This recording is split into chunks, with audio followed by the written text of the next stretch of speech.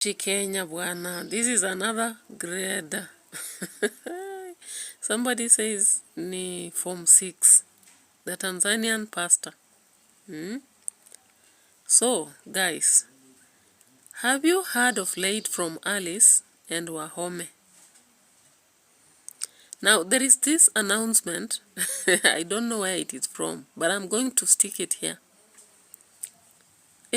Unaisha nguvu tu, my God. It's like you're working for people. So it is punishment for having ever decided to be a civil servant. And remember, the problems don't end there. Sometimes you are pressed, you are pressured, sometimes you are intimidated at work. Sometimes people want you to be at work at 7 and leave at 7. I'm telling you, self-employment is a reality that we must begin learning to handle in Kenya, or else. Because now look at this, somebody who has employed themselves and they are not earning, they are not paying those taxes, for real. They can feel nil returns. However, from the announcement from the SHA, if you can see this message, it is that if for them to raise SHA payment, what are they going to do? They are going to be checking the M-Pesa transactions, the bills that you spend on electricity, and they're also going to check on luxury, like if you have a car. Now, how is a car related to paying for SHA? So, I'm telling you, if you look at these calculations, it seems in Kenya we are finding a way to siphon.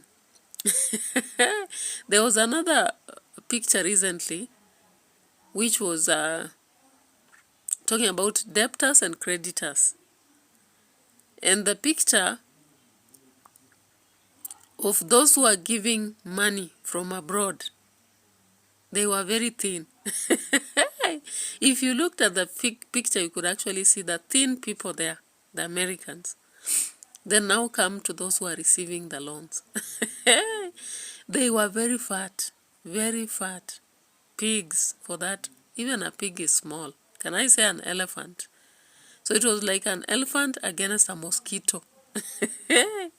So now I'm looking at this about the worker in Kenya. If we have to make a cartoon, the worker in Kenya should be the mosquito here. While, I don't know whether it is those who are not working or whether it's the government. It should be the elephant. That is the analogy in the small animal and the big animal. My goodness. And this small and big animal narrative starts from up the government, then it comes to companies. You find somebody because they are boss, so they act like elephants and they want to trump the mosquito. They still drain your time, they still drain your brain, they still drain your energy, but there's no way they'll want you to benefit. Even if you have brains. Like if you write something they won't allow you to sell. But they will want it, nevertheless. So I'm telling you, the narrative of life in Kenya has turned into another one. Now, the last placard, or rather announcement that came today that you have to see, I want you to realize that house levy has been considered as tax. Now just look above. See, can you see that?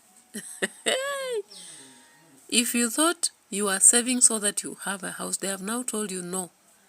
You were not giving that money so that you can have a house, but it was to help those who don't have houses get. And then as they build, now you buy. Are you getting that? So you now get again a mortgage or whatever it is and buy. So now, it's like if you are not careful in Kenya, you can go crazy anytime. No wonder currently people are talking to one another. People are taking loans that they can't afford to pay. Business is not running.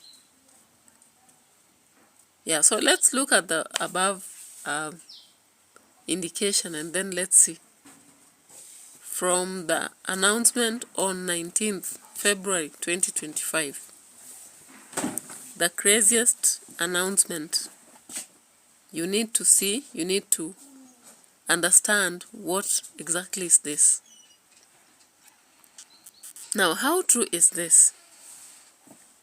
We may not know, but from what is happening, it might be just as well the truth. So we refused taxes, and people went to the streets. The Gen Z were there demonstrating. The abductions have gone on. So it has turned into another. Now, I wonder why that statement had to come today. Is it that someone was overwhelmed and they are now proving that no matter how you refused, now you have to do it?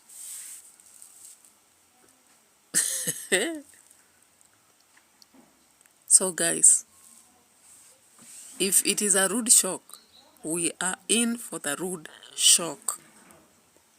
Yes.